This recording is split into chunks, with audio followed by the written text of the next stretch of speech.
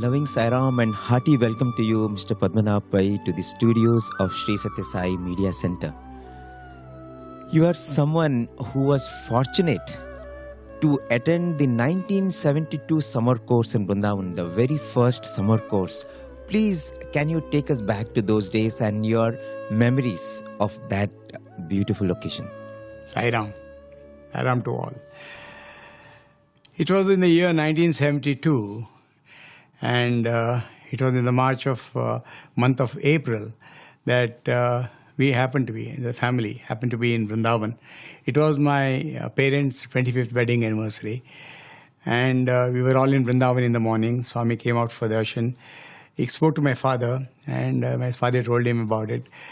And he said, he didn't say anything. He went inside, gave darshan, and he went inside. And we thought we will wait for the evening darshan. And at about 12:30 in the afternoon, Ram Brahmam, who was the caretaker in Brindavan Ashram at that time, came running out and said, Swami is calling you all. So we went inside. And Swami, as soon as we went inside, said, you got married 25, he told my father and my parents, you got married 25 years ago at the same time, 12:30. So that's why I'm calling you now. Oh, wow. Yes, it was, we ourselves didn't know. Why he was calling us. You had forgotten, parents themselves absolutely, had forgotten. They got married at 12:30. Absolutely. So we went inside and Swami materialized a beautiful blue stone ring for my mother and spoke to the family. Then we had taken some fruits and sweets and everything. Swami gave us those fruits, bananas and apples and things like that. Then as we were just coming out, he asked me, when are you going to be done with the exams? And I said, Swami, May 1st, I'll complete my exams, He said, I'm conducting a summer course in Indian culture and spirituality.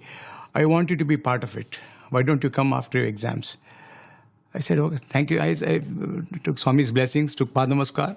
I readily agreed. And I completed my exams on May 1st. I was doing my engineering at Karnataka Regional Engineering College in Surathkal, one of the regional college, RECs. You call them NITKs now.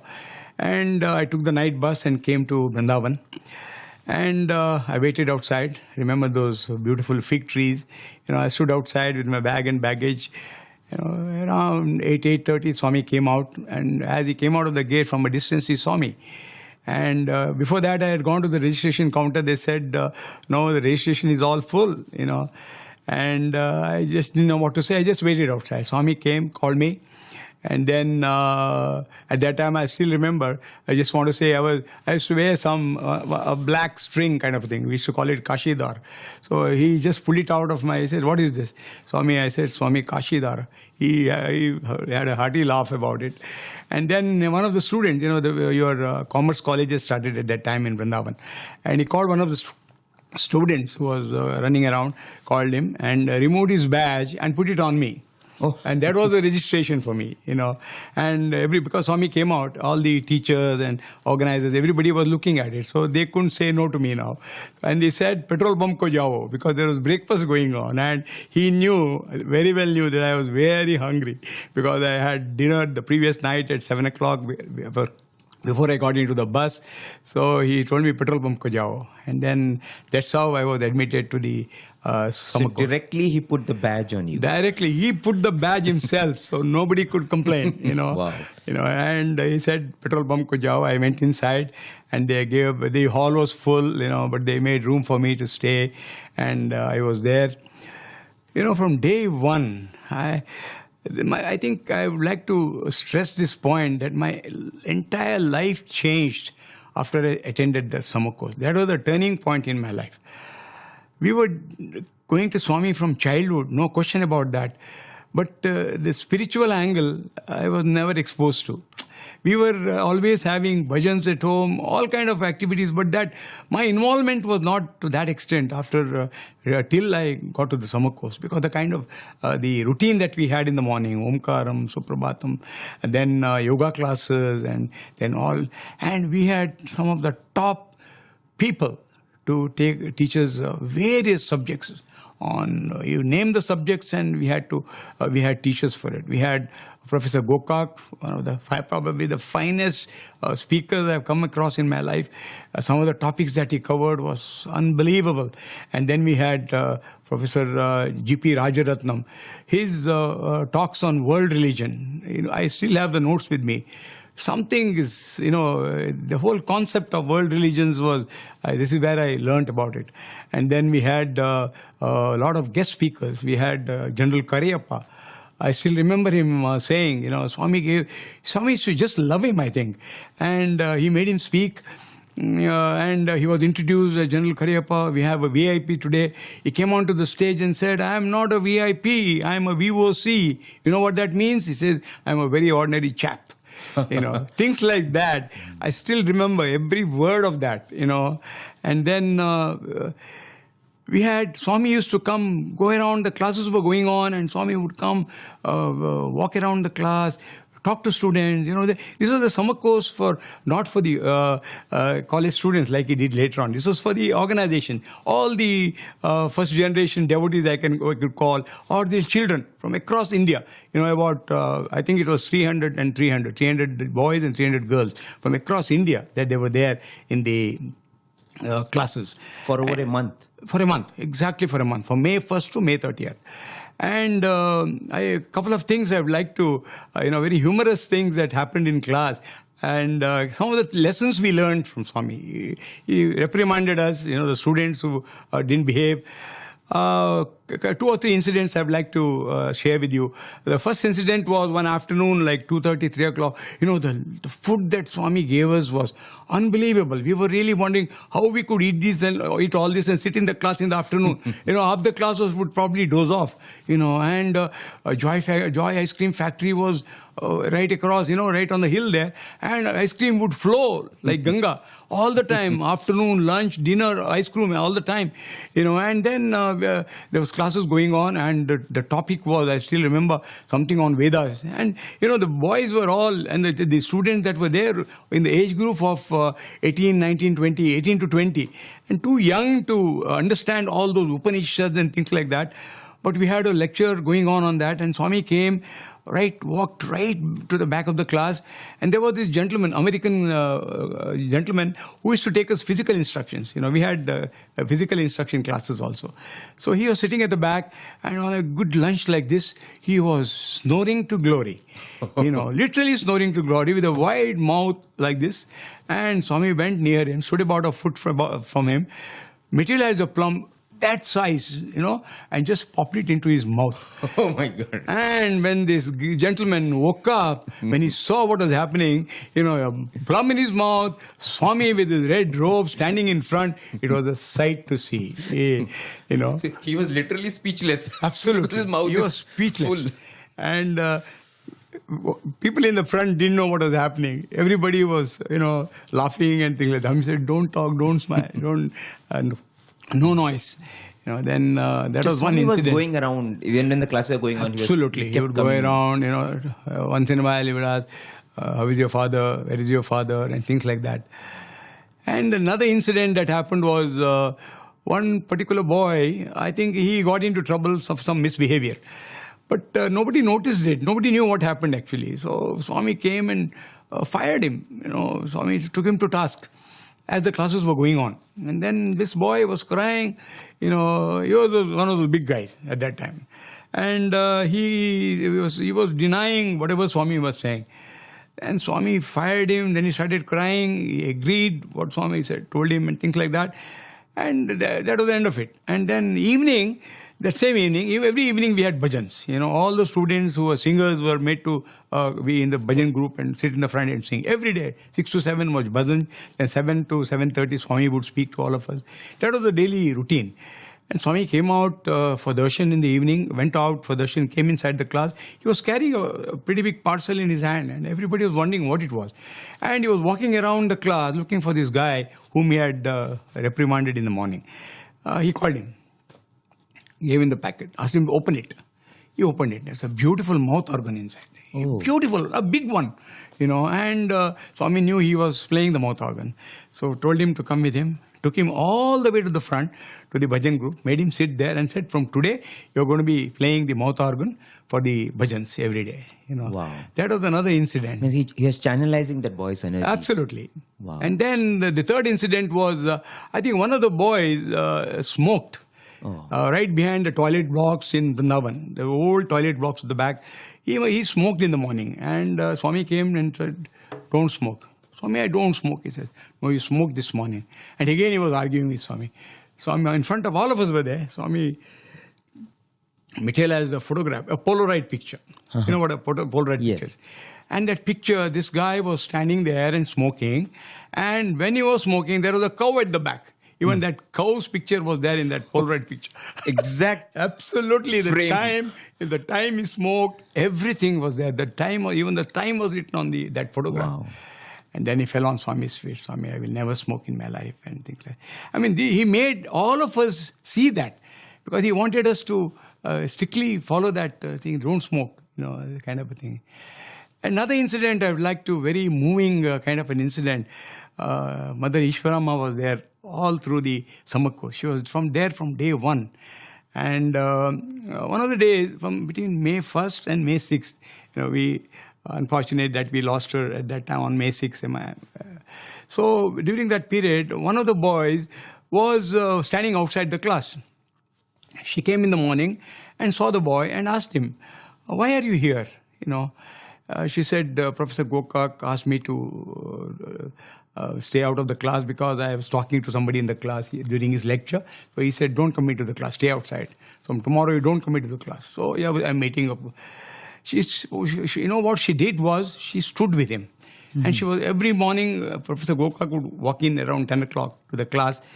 And as Professor Gokak came and approached her, she asked him, she told him, pardon this little boy, because children make mistakes, please let him inside the class. Oh. I think, and Professor Gokak immediately let him inside. And that compassion that she showed, standing there waiting for Professor Gokak to come, was something that really was phenomenal. That story, even we quote this during Easwaramma Day celebrations and all that, because we want to tell people the kind of compassion Mother Easwaramma had for all of us. And she was so active. I mean, it was just maybe 2-3 days before she left her mouth on coil. Absolutely. Till the end, you had her heart flowing out. No question about that. Wow. And we had so many dignitaries come to Brindavan, being close to Bangalore, The governor would come on Sunday. Sundays was cleaning for us. Cleaning of the entire ashram garden. All the children would be cleaning Brindavan ashram. I still remember I was walking around with a broomstick cleaning, and Swami was showing the governor this, I'm having summer course for these children from across the country, 300 boys, 300 girls. Look at these boys cleaning. And he called me, he said, he showed me to the governor. He said, he's an engineer. And he's cleaning the ashram, like a big thing. I was feeling so embarrassed, Swami telling that. But, that's the kind of, he wanted to tell the governor that we are students, but we are working and doing seva. This is the kind of thing. And literally, I'm telling you, all the 600 students who were there, at the end of the 30th day, we didn't want to leave. We didn't want to leave. The kind of motherly love we got from Swami, the attachment, and the, Swami's involvement and physical proximity, everyday darshan, hours together Swami would be with us. That was the thing we really missed. The last day, most of the students had left, and we were about 30, 40, because the parents had to come and take them away, or some of their family members had to come and take them away. So we ended up, we were about 35, 40 waiting for our parents to come to pick me up. My father was supposed to come and pick me up. We were there, we were standing outside Swami's ashram. Swami called us inside, and then he materialized a bunch of Swami's visiting cards. Oh. We were 35 of us. Can you imagine? And he materialized, and that particular photograph, that bunch had a rubber band on it. When he materialized, 35. Wow. And he went on distributing exactly 35 students. 35 visiting cards were materialized by Swami with that. And literally, I'm telling you, the photograph I have was kind of wet. It was like just made in the studio, And he gave us all, and he said, keep writing letters to me. I never did, though. I thought Swami knew everything. I didn't really felt that I should be writing letters to Swami, But that I carry that with me wherever I go. That's my, it is raksha for me, Wow. And somehow summer course ended and we all went back home, but carried those good memories all along. I have shared this experience with every single group that I have had this opportunity to, because I wanted everybody to know what Swami did. Even though you were not a student of Bhagwan's college, Absolutely not. he gave you that experience in that 30 days. It was a power-packed experience of being a Sai student, and that is definitely a life-changing moment. Absolutely. I Wow. fully agree. Yeah. Beautiful. So, even though you came to Bhagwan for the 1972 summer course, but you had the chance to see Bhagwan much earlier, isn't it? Even when you were like 7-8 years old. Absolutely. So take us back to that time of how Bhagwan entered into your life. It was 1961. And the family had a pilgrimage to Tirupati. And on our way back, the car driver said, there is Sathya Sai Baba in Puttaparthi. They say he is the reincarnation of Shirdi Sai Baba. Because my father was a devotee of Shirdi Baba. He had gone to Shirdi a couple of times before that. Then my father was not in a, he just decided not to go to Prasanthi Nilayam, to Puttaparthi. We went back to Mangalore.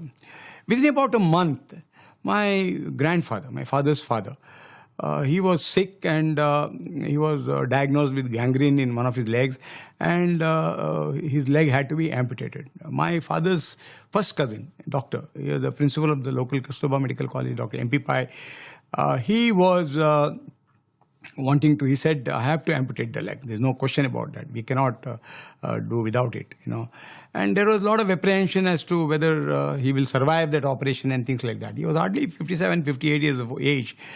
But finally, then my father suddenly remembered about what the driver had told my father. So 5 or 6 with his friends, he started for Puttaparthi, just to see whether he can get some guidance. So 5, 6 of them in a car, in our car, they started for Puttaparthi. And it took them almost, my father was telling me, almost one full day, 20 to 23 hours to reach Prasanthi Nilayam, because they didn't know the roads to here. Bangalore itself used to be at that time 12 hours, another 8-9 hours, because they didn't know the roads. Finally, they reached Prasanthi Nilayam in the dead of the night. And outside the gate, there used to be like, you had to go and take a shower, pay some money, get some hot water, 1 bucket of hot water. That's all we did that after that. So he came, and then they went and sat for the ocean on the veranda. Everybody used to sit on the veranda. Swami came out. The moment he came out, he saw my father, and he said, MYX 765, white Fiat car. You got lost everywhere, but I was the one who showed you the way. He said, go inside, all of you. Wow. A car number he was quoting, the car that I am the one to show you the way. Yeah, I was the one who showed you the way. Come inside. All of them went inside. And as soon as they entered inside, my father was saying, it was like Swami was saying, you are come here for your father's operation. Ask your brother. A brother out of the blue, he's talking about his brother also. Ask your brother to go ahead and amputate. The leg has to be amputated. It's very bad.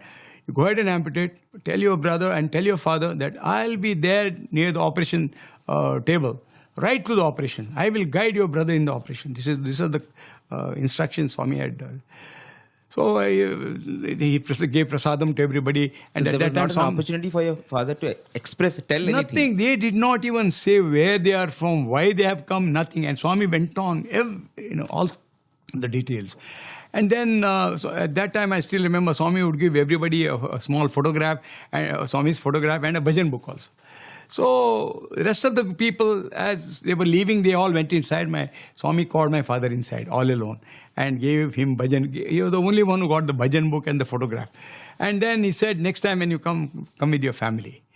That was the beginning of this saga of experiences with Bhagawan. Our family, if I am to say, we were saved by Swami. Our lives, entire life, was the shape to our life. All the decisions of our life were given by Swami. That was the turning point in our life. The rest of those people never came back to Swami, who had come with my father. And the story doesn't end there. He came to Mangalore and told his brother, I had been to Puttaparthi and Sathya Sai Baba. He said, ask your brother to go ahead and operate. He performed the operation, and as he was performing the operation, and the leg was amputated, and the sutures were being put on, my grandfather started speaking. In spite of the heavy anesthesia that he was under, he started speaking. He said, a man by name Sai Baba. He showed the place he was standing with his hand. He was here right through the operation, and he was telling my uncle, he was the one who was guiding your hands during the operation. And just before he left, he said, you are absolutely fine. Don't worry, I will see you again. And he left. And the next 2 hours, he was unconscious. When he came back to consciousness, he didn't know a word of what he had said. He wanted to make sure that the doctor who was standing there, my uncle, came to know about this. There was another gentleman, another Dr. Kinney, was my mother's elder brother. He was also a surgeon from UK. He had come back from UK. 2 of them amputated. Both of them became devotees of Swami instantly. That was the... Just as Swami had promised, I will be with him during the operation. Absolutely. So, and within about a month or two, the whole family, all of us came. My father wanted to get going with the first interview itself. We were small children. I was in 3rd standard. I still remember that. And Swami, as soon as we entered, he was very happy that, told my father that very happy that you brought your family with you here. He said, and then he said, Pai. He used to call my father very fondly, Pai. His name is M.S. Pai, but he used to call him Poi. There is a reason for that also, because we are basically we migrated from Goa. And Goa, they don't call Pai, they call Poi, P-O-Y. And he used to call him Poi, And he said, Poi, your life is like, it's in the right of the middle of the ocean, a ship that is right about to break. The ship is about to sink, break and sink. But he said, I'll take care of it, don't worry. I'll hold by the anchor and pull you down up to the shore safely in your life. And this was the assurance, divine assurance that Swami gave. And thought, word and deed, I'm telling you, the next 50 years, that's exactly what Swami did. He took complete control of our lives. Not one decision was made in the house without Swami's blessings, without him telling us. So that's how the whole, our kind of direction with Swami started, So your father got guidance from Bhagawan about his business, his children? Yes. My father's business he was in a financial crisis, I should say. He was in a terrible financial crisis. And he had to leave his family house, his family business, and he had to be on his own.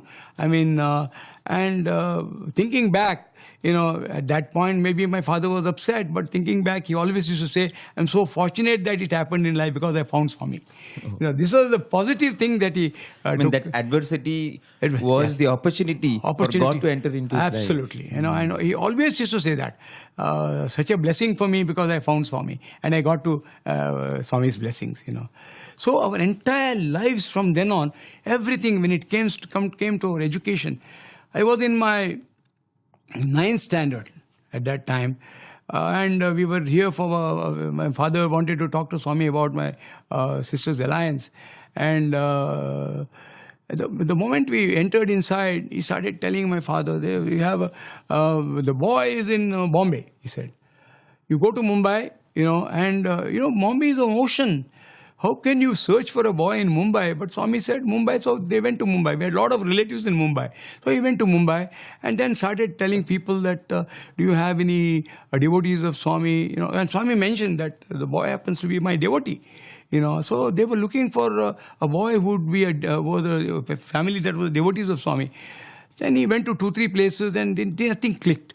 Then finally, 2 days before he left, somebody mentioned about this particular house where, there's a boy studying in the US. He's coming back to India to get married. So they went there. And when they entered inside, they saw Swami's picture, which they had not seen any other places. Everywhere it was Shirdi Baba's picture or some god's picture. But here they saw Swami's picture. And when they entered inside, and they were so positive. Only thing they said was, we need to send the photograph to the US. And the boy has to approve the girl. That's it. That was the only condition that they put. And we had some family connection with them, which they realized only after going there. And then the photograph was given to them with a horoscope and things like that. The photographs were sent to the US. And my parents came back to Mangalore. And my father happened to go to Brindavan. He used to go regularly to Brindavan or Whitefield for some work or the other. And there was a lot of volunteers from Mangalore, Seva from Mangalore, that used to go to Brindavan and Whitefield and Puttavarthi to plant trees. You see, all the coconut trees here in Prasanthi Nilayam and in Brindavan were all planted by people from Dakshina Kannada district. And one of those trips, when he came back from Bombay, he had to go to Brindavan. Swami came out and he said, just in front of everybody, he said, your girl has been accepted by the boy.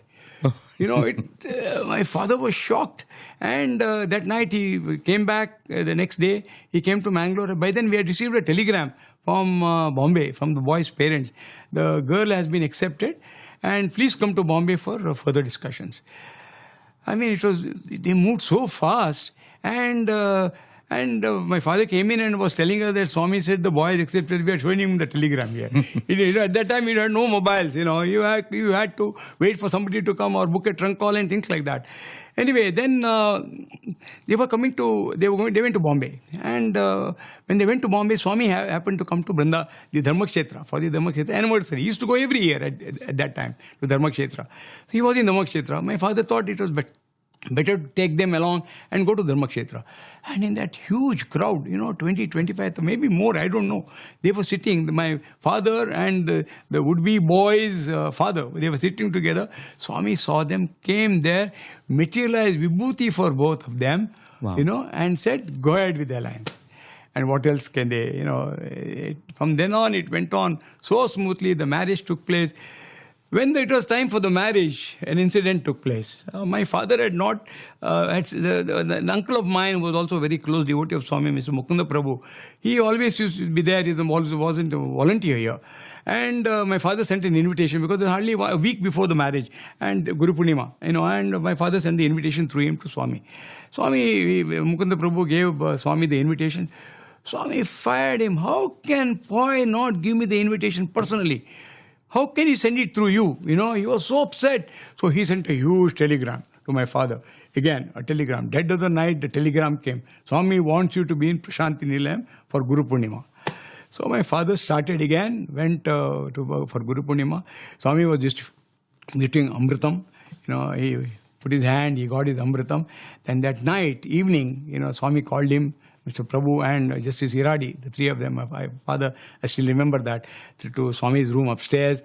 And Swami, first 5 minutes was firing, for not sending the invitation, for sending the invitation through somebody else, not coming here personally.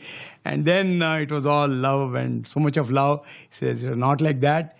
He materialized a pair of beautiful 9 gems, Navaratna earrings for my sister. The big ones, the ones that are hanging like that, the shape of the moon. It's such a beautiful pair of earrings. I said, this is what I wanted to give to your daughter. That's why I wanted you to come and take it personally to your daughter. So that's how, and then the marriage was performed in Mangalore. So one of the interviews, Swami suddenly turned to me and he said, you do engineering in KREC, Mangalore.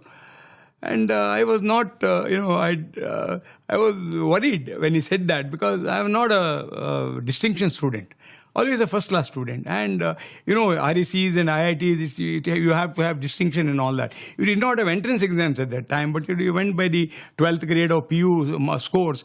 And you had to have 90+% to get in. And I never got 90%. So, but Swami's divine sankalpa, what happened?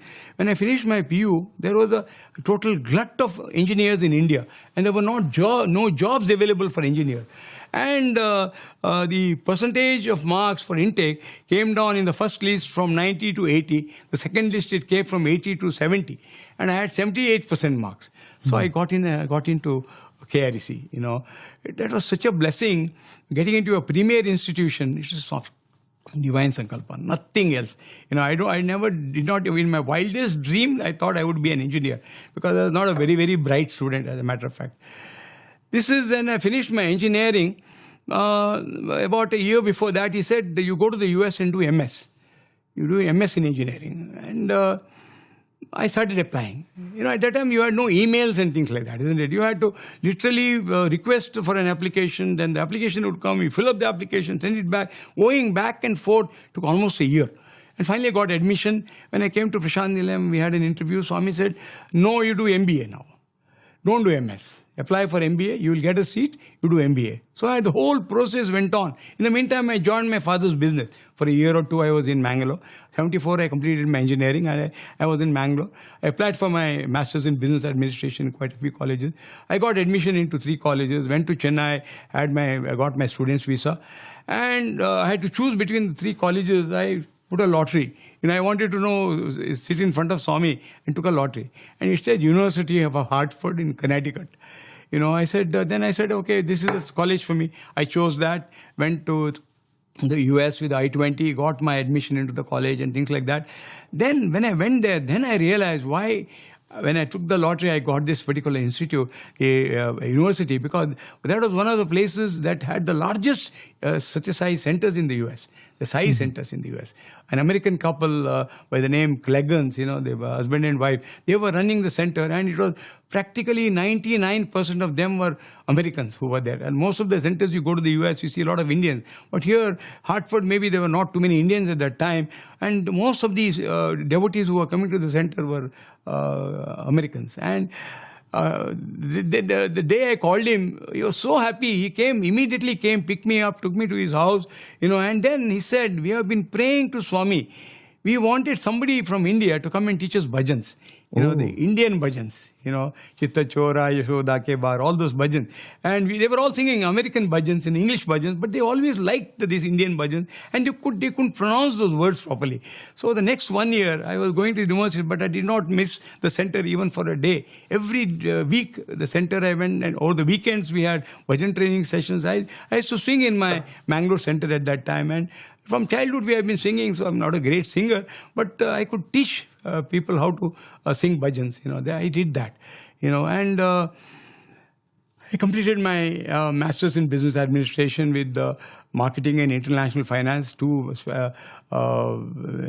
subjects. And then one fine morning, my parents called me, said, Swami is coming to Mangalore.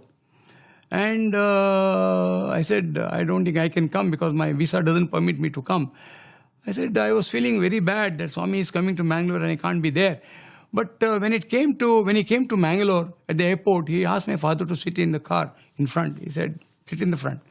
So at the back, Swami was sitting along with Colonel Jogarao, and they were sitting and they were going towards Manipal. And the first question Swami asked him was, what is your son doing? Swami said, as per your instructions, he has just completed his MBA, looking for a job. Swami said, I want to perform his marriage. I have got selected a girl for him, and tomorrow I am coming to your house, and by then you call him and find out if it's okay. If I have selected a girl from him, will he accept the girl? So my parents called me in the night. You know how difficult it was at that time to book a trunk call and get a connection and things like that. And then fortunately I was able to talk to my parents, and I told my parents, I still remember my mother telling me, it could be a Telugu girl, it could be a Tamilian, it could be a Malayali girl. Is it okay for you? I said, whatever Swami says is fine for me. That's the best thing that can happen for me. I told them. So next day Swami came to our house. The first question he asked when he came into the house was, did you talk to your son? Yes, we spoke to our son. He has accepted. And Swami said, I knew even before you told me that he would accept. He would accept whatever I said, he would accept, So he was very happy. He had some dinner in our house. And just want to get back to 3 years before that, before I left to the US. Swami was supposed to come to Mangalore, to Alike actually. Alike Sathya Sai Lokaseva institutions, he was supposed to come there. And then suddenly the founder died, and Swami cancelled his trip to Mangalore. And they said, this is not the time to come, I'll come some other time. Because he was coming to Mangalore and we did not have a good bathroom in the house, we had a bathroom outside, common bathroom. Since Swami was coming, and he had told us all along, right from 61, that when I come to Mangalore, I'll come to your house. So we thought we should have a good bathroom for Swami. So 15 days, I personally toiled along with the workers, made a beautiful bathroom, an attached bathroom. They had a nice bedroom, but we had, by the side, we constructed a bathroom for Swami, and we kept it locked up all 3 years that Swami didn't come to Mangalore, we kept it locked up. When Swami came inside, because the Mangalore roads at that time were very dusty. He had come from Chokadi, he had come from Alike and all these places, toured quite a bit and very dusty. And Swami said, "Where's the bathroom?" Swami went inside. I was so happy when he said, because I had personally toiled for that, putting those tiles on and everything, the fixtures and everything. And Swami told my father, "Get the bag from the car." So he brought the car. Swami had shower in our house. Such a blessing we had. Swami had shower in the house, then blessed the family, and he left. And then about a month, not even a month, about 2 weeks after that, suddenly my parents got a trunk call from Colonel Jogarao. He says, "Swami wants you to come to Brindavan on such and such a date." And in the meantime, what happened was the girl's parents, all the interview room doors, the beautiful carvings you have. My father-in-law was Mr. V.B. Shetya from Karwar, nearby Karwar, Ankola. And he was the one who made all these, even all the doors, windows for these West Prasanthi, all these, that he was not a manufacturer of furniture or whatever. He was a timber merchant. But Swami made him do all these things. He had about 35 carpenters working round the clock to get things done. And he wanted to put these nice panels on the interview room in the front of the Prasanthi Mandir and the Gopuram gate. So the Swami told him to come with those fixtures for fixing here. And at that time, all of them had come. And they came and they were sitting, and Swami came out. The moment he saw my father-in-law, he came out and asked, "Did your daughter get married? Or is your alliance fixed for your daughter?" "No." "We know, Swami, you said you are going to look for a good alliance, so I have not done anything." He said, "I went to Mangalore, I fixed a boy, so call the family." So he called the whole family inside and told them about his trip to Mangalore, how he went and talked to them, all of them. And he said, "I've chosen a boy." And he told my wife, "You're very lucky. You've got a husband with a double degree, engineering and an MBA. And you're very fortunate that you've got a boy like this. He doesn't have any vices." He was trying to, tell them that I was a nice guy, And he said, this is very significant in my life for me. Actually, what happened was when I just completed my engineering, Swami wanted, we had come here for just before Dasara. We had come and Swami gave us an interview and he told my father, "I need a good driver. Can you bring a good driver from Mangalore?" So as soon as we went back, we advertised in the paper and we had about 10 or 15 applications. I sat down in the office, interviewed all of them. First qualification was they should not be smoking. That was the thing. Main thing was no smoking, no drinking, and they should look presentable, So I chose this guy, tall, lanky guy, very presentable, and stitched white pant and white shirt for him because he had to come and I had to present him to Swami. And when I came here, I met Mr. Kutumbrao, and Kutumbrao said, "You go and wait in Purnachandra Hall." Swami was coming there to have a look at some of the work that is going on there. So I went and stood there. Swami called me. He said, "Swami, you had told my father about the driver, so I bought the driver." The moment he looked at him, he said, "This guy smokes." Oh my God. 100 times I had asked this guy, "Do you smoke?" He said no. Then Swami went away. That was the end of it.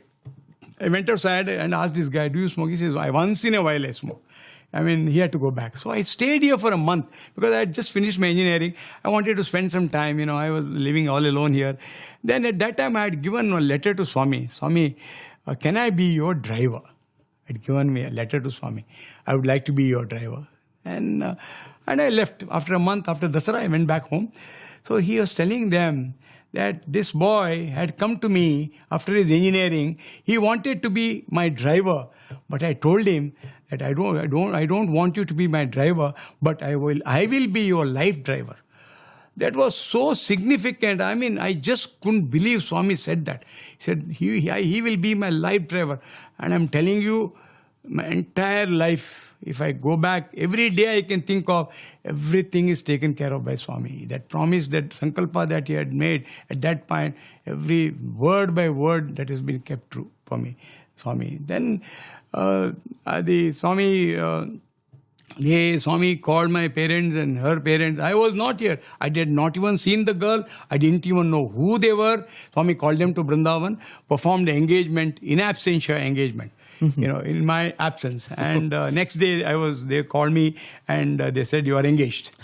You're in the US. Yes, I was in the US, and they said, you are engaged. I said, that was the best thing that can happen to me.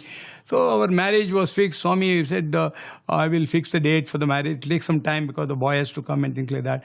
I had some visa issues, that's why I couldn't come early. It took about a year to come back, So in the meantime, Swami kept talking to both the families, and families were, but not my parents, but the girls' parents were worried why the boy is not coming, why is it getting delayed and all. But Swami kept telling them, nothing to worry, he will come back, And then finally I got my visa. I was coming about a month before that. They all came here, and Swami fixed the date as July 9th, 1980 for our wedding. He said, I'll perform it in Brindavan. July I'll be in Brindavan at that time. So I'll perform it in Brindavan. So we came here on the 7th of July, landed in India, came back to India. And on the 7th of July, we all came to Brindavan, both the families. And then Swami came in the morning, just ignored us, went inside. Then around 9 o'clock or so, he called us inside. I was the first one to enter. He looked at me from head to toe. He said, you look great. Kannada, he used to speak in Kannada all the time. He says, all the water from your body has gone. I'd lost a lot of weight at that time, because childhood, Swami used to call me Pakoda, because I was quite hefty, So he said, then I went and sat at Swami's feet. Everybody entered. The girl's parents and the girl, everybody entered. And then he suddenly got up from his chair, went and turned on all the lights. And he said, see your wife. The first time I was seeing her, I saw her in the interview room. The first time. Wow. He said, I'll turn on all the lights so that you can see her properly, Turn on all the lights. And then he said, this is Swami's Sankalpa. For the last so many years, I've been wanting to do this. I'm very happy that both the family. At that time, he was asking us, do you all speak the same language, And we said, so yes, Swami, we are of the same community also.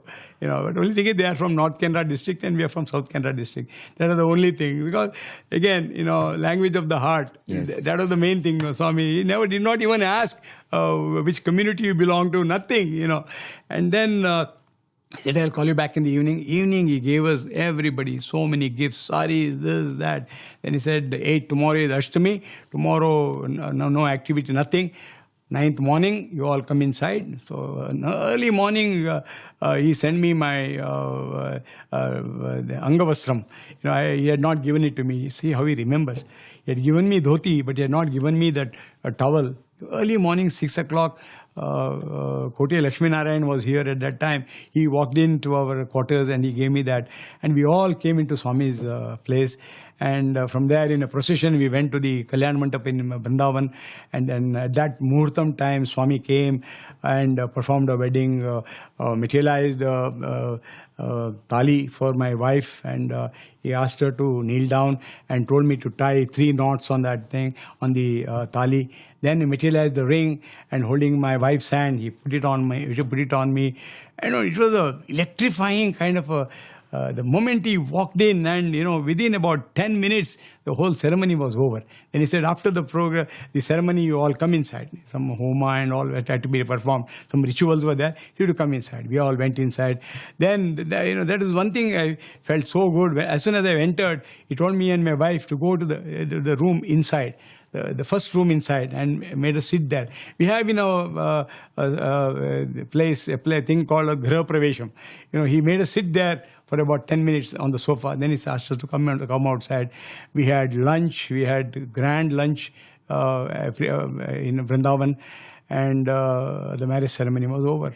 Then he asked us to, and then he said, within a month, it was the program here, the Guru Purnima here. And he said, all of you should come to Guru Purnima. So we all came here. 2 days before Guru Purnima, he gave us a wonderful interview. The whole family, we were about 12 or 14 of us. And he materialized so many rings for my brother-in-laws, my sisters, everybody. And he made us so happy, gave us so much of happiness at that time. That was the grand finale of our the marriage ceremony.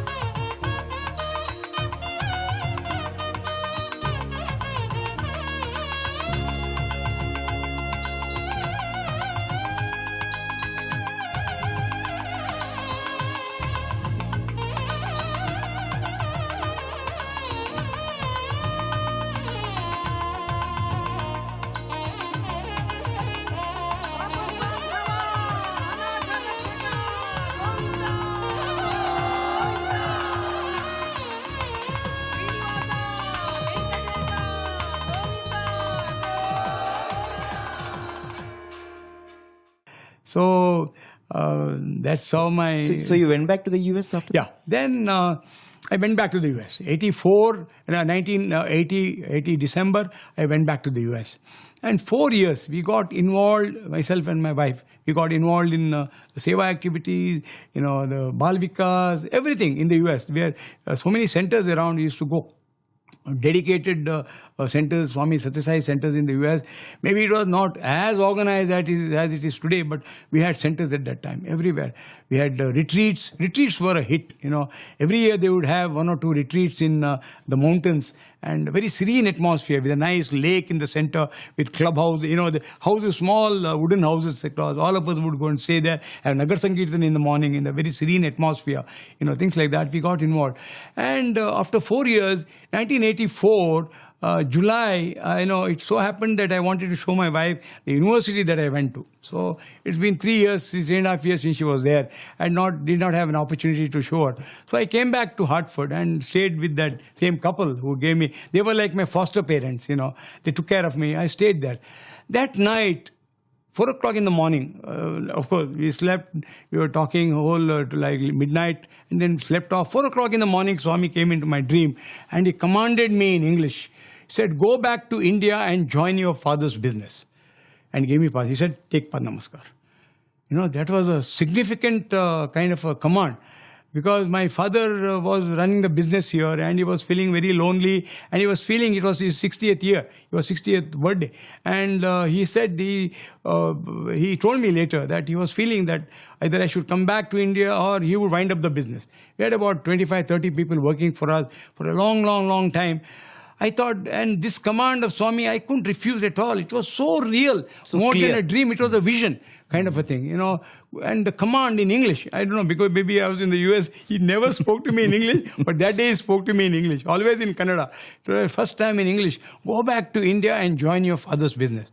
And he said, take Padnamaskar. I woke my wife and he said, and I told her, time to wind up and go. So December of 1984, I came back to India. And it was my father's 60th birthday. And all of us, my 2 sisters who had come from the US, all of us, we came to Prasanthi Nilayam. Swami called us for the interview. And as soon as I entered and went and sat, he said, what are you doing? Where are you now? Swami, as per your instructions, I told him, Kannadadalli. In Kannada, I told him, Swami, like you said, like you blessed me, I have come back to India, I have joined my father's business. He raised both his hands and sitting there, he blessed me. And he said, I'm so happy. He said, come here. And this was a green ring that he had materialized and given me during the wedding. He materialized the second ring for me, a diamond ring. And he said, go develop your business. Wow. Swami's grace is with you. Go develop your business. And he said, do all kinds of businesses. He will flourish. My Swami's divine sankalpa is, Swami is blessing you, he said. And never didn't look back since. Just business took off with Swami's grace. It just took off. Swami's grace was, whatever we did, it was all positive. And went on, my one daughter was born to us, and we were here. It was Swami's 65th birthday, I think. And and all the people from Mangalore were here in Prasanthi Nilayam. Every Swami's World Conference, 60th birthday, 65th, 70th birthday, 75th, we used to bring vegetables from Mangalore, truckloads, 5 to 6 truckloads. It was like almost 7 or 8 truckloads that year, I remember, consisting of pumpkins and ash gourds and things like that, coconuts, everything. We had a lot of farmers in our, as devotees from Chokkadi, from Malike and all these places. We came to Prasanthi Nilayam. We used to call it Hasiruvani, and then Swami told us to unload it in a godown, and we all came and sat in front. Then Swami called the whole group. We were asked to come to Prasanthi Nilayam. We were sitting there. And we sat there with Swami, and Swami gave us a discourse. Half an hour he spoke to us. Then he said, all of you turn around, sit for Padnamaskar and Prasadam. Entire group, 500 to 550 people. He gave us all Padnamaskar. When he came to me, he asked, how many children do you have? I mean, one, Swami. Oh, only one. Okay. Then he went to my, as he was approaching my wife, he asked, how many children do you have? She said, I have one daughter, Swami. Then at the same time, she said, Swami, I want a son, Swami. He again asked her, second time, how many children? One, Swami. Then he turned and said, no, double. He went on saying, double. This is the word he used. And he went. And then 7 or 8 months, twins were born to us. Oh, wow. And we came here, 1-month-old children, the two twins. We came here. Swami named them Aditya and Kiran. He says, this is my Sankalpa, and they are born. The boy is named Aditya, and the Kiran was born later. The sun and the sun rays, he said, Kiran. So Aditya and Kiran were born to us. And wow.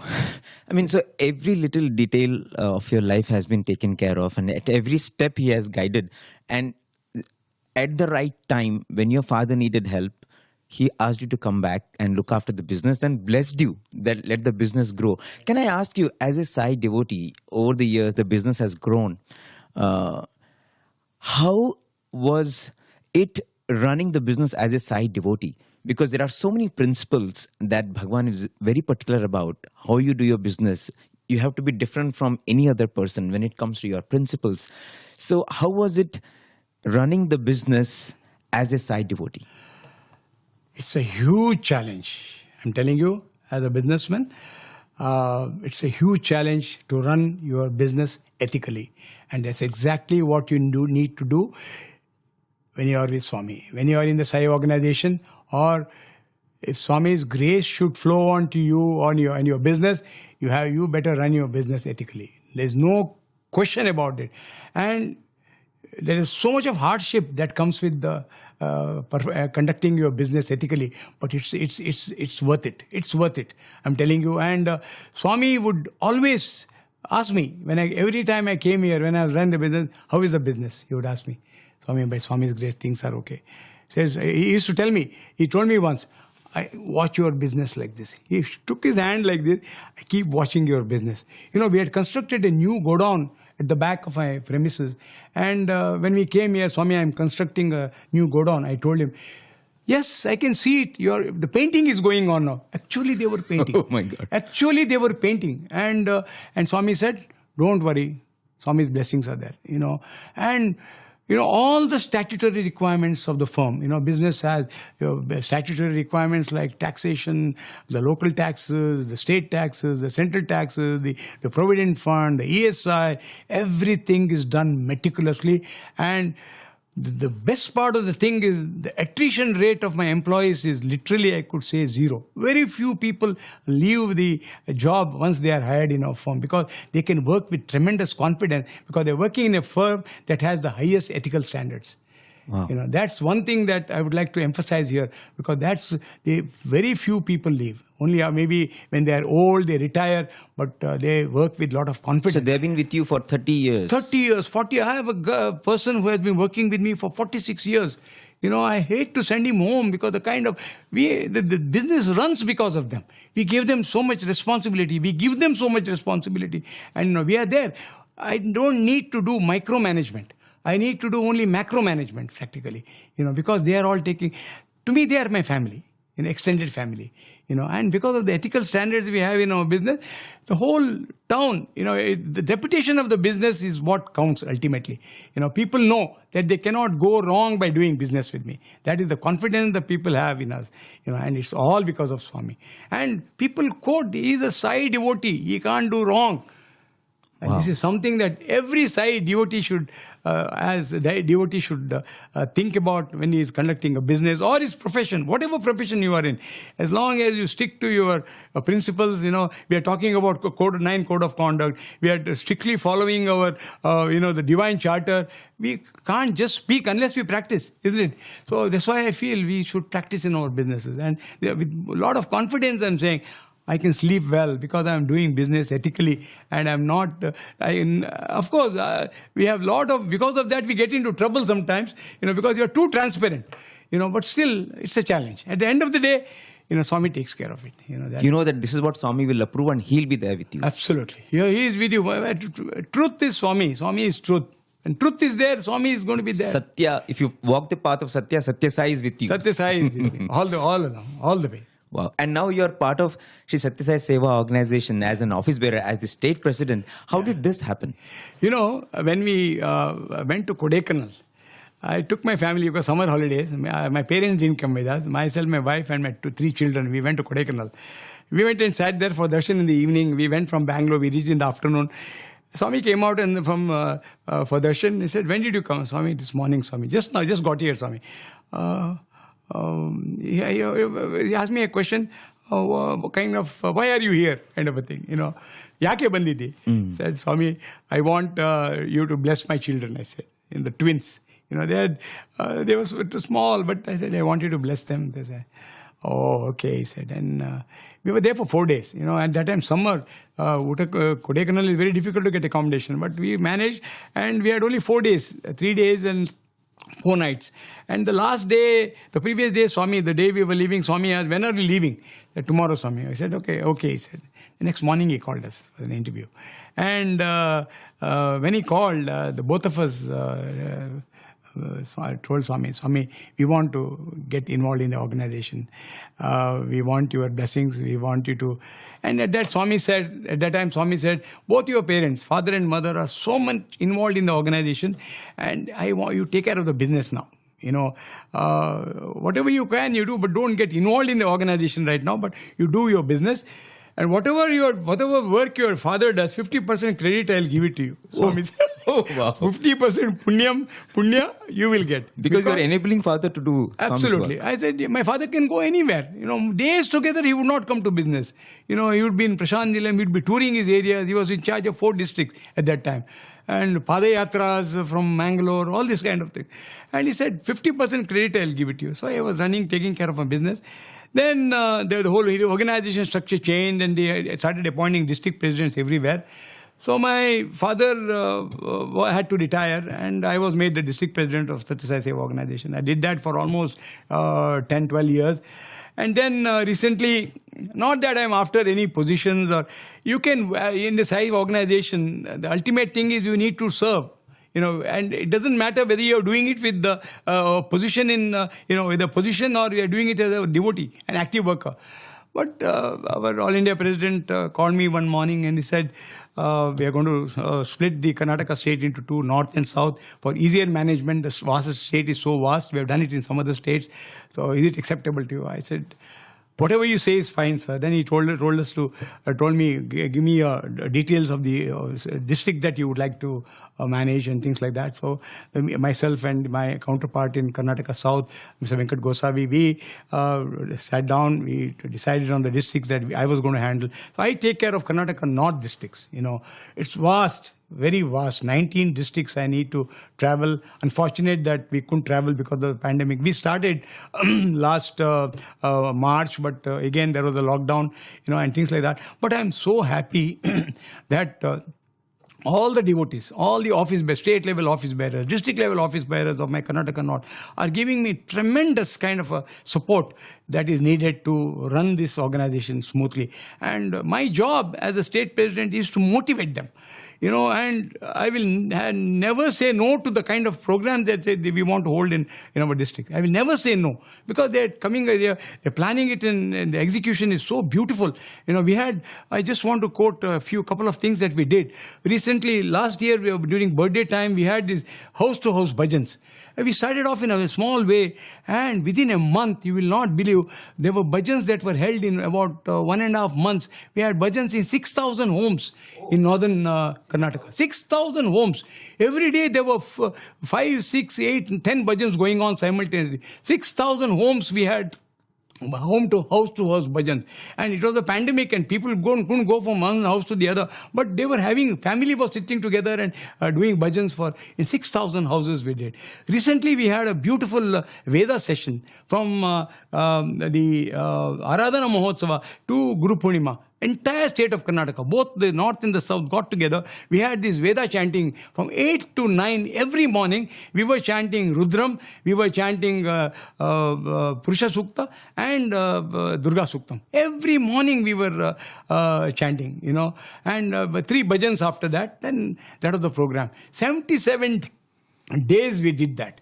And we had total participation chanters, 15,000 chanters. Wow. At the end of the 77-day session. And I feel so happy to say I did not miss even one day. All the 77 days I participated. We had a beautiful valedictory where everybody said we should continue this. And the best outcome of this whole exercise is that more people want to start learning chanting Vedas. And we have a Veda state coordinator. He's having a tough time putting in the groups together. He started training the trainers program to chant, to train the chanters to take classes for these people.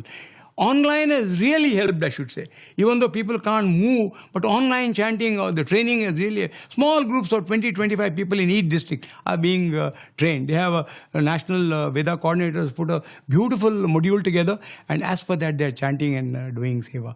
Then we have a beautiful rural vocational training center in my part of North Karnataka.